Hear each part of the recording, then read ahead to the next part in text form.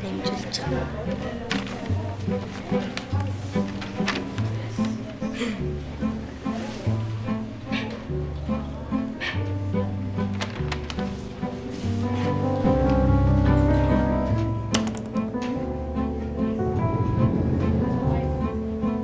Тэр хичээлээсээ хоцрогдсон.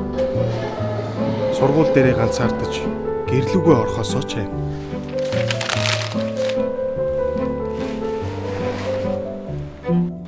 Аав ээждээ зэмлүүлж багшаасаа нуугд.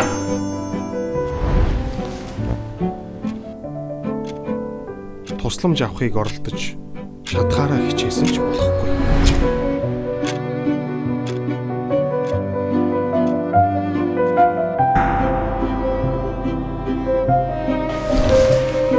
Ангийнхан түүнээс зай барьж сургуультаа явах ч сонирхолгүй болно.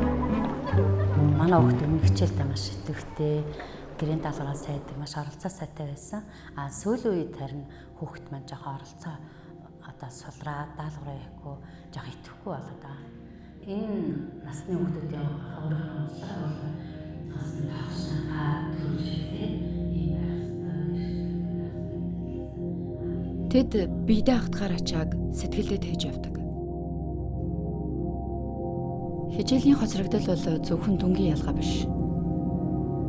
Энэ бол тэдний сэтгэл зүй, ирээдүйд нөлөөлдөг асуудал юм.